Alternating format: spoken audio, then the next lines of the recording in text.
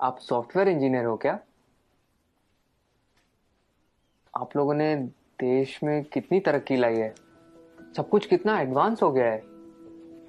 Thanks. आप लोगों को देख के तो मैं एकदम हैरान हो जाता हूँ। आप कंप्यूटर में अंदर कुछ कोड करते हो और बाहर दुनिया बदल जाती है। इतना आसान नहीं है दोस्त, ये कुछ कोड का काम नहीं है, काफी मेहनत जाती है इसके पीछे। कॉम्प्लिकेटेड है, काफी कॉम्प्लिकेटेड। वाकई, इसीलिए तो आपको इतनी तनख्वाह मिलती होगी ना। Why does everyone just sees the money in it? इसके पीछे की मेहनत कोई नहीं देखता। हम हिंदुस्तानियों की सोच ही छोटी है। Just because मैं पूरा दिन एसी ऑफिस में होता हूँ और ऑब्वियसली मुझे पसीना तो आता ही नहीं होगा, राइट? आप लोगों को ताकत यूज करनी होती है, हमें दिमाग लगाना होता है। ये बाल सफेद ऐसे ही नहीं होते। Let me give you an example.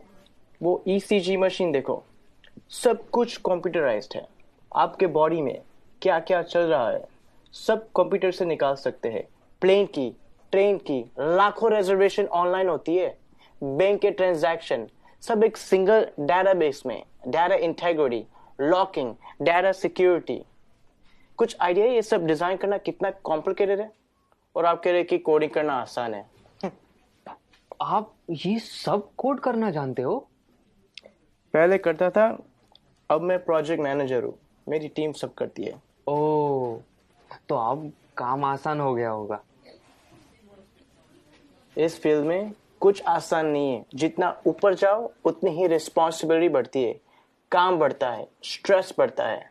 Coding और डिजाइनिंग ये फिर भी आसान है, लेकिन अब मुझे पूरी टीम संभालनी पड़ती है। 10 लोगों को हर रोज जवाब देना होता है, क्वालिटी मेंटेन करनी होती है। 2 घंटे ईमेल ना चेक करूं तो लोग पैनिक करने लगते हैं। एक साइड से रिजल्ट का प्रेशर होता है और दूसरी साइड को कस्टमर को रिप्लाई करना होता है। रिक्वायरमेंट्स बदलती रहती है और यूजर्स को कुछ और चाहिए होता है, और आपका बॉस कभी सेटिस्फाइड नहीं रहता। दोस्त, शायद तुम्हें पता नहीं है टेंशन और प्रेशर साथ में हैंडल करना कैसे होता है।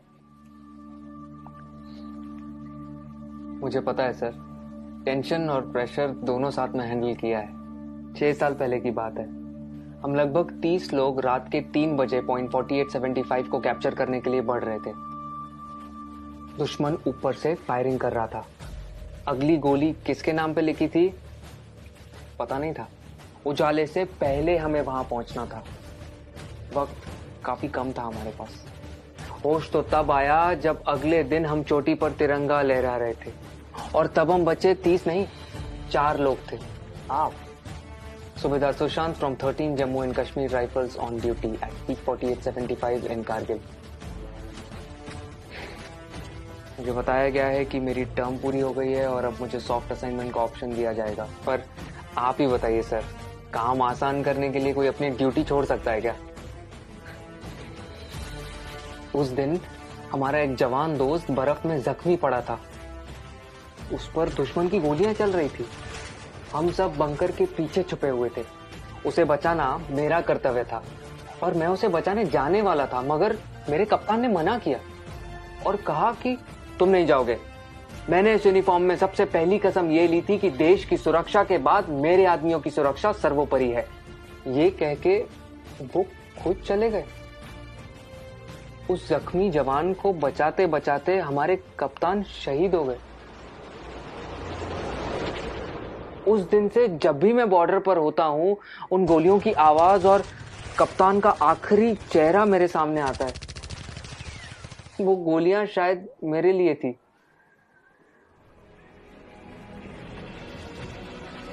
टेंशन और प्रेशर दोनों के साथ काम करना जानता हूं मैं। Sir, can you please go on? Yeah, sure. It was nice meeting you. Thank you for your service. जय हिंद।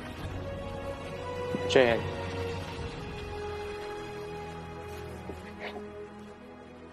कभी खुद की जिंदगी से शिकवा होने लगे अगर, तो एक फौजी की जिंदगी के बारे में सोचना।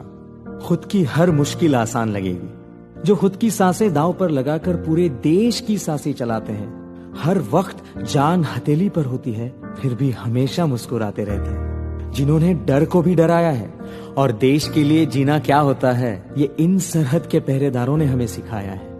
तो अगली बार जब कोई चुनौती तुमसे तुम्हारा सुख चैन छीनेगी तो एक फौजी की जिंदगी के बारे में जरूर सोचना। खुद की हर मुश्किल आसान लगेगी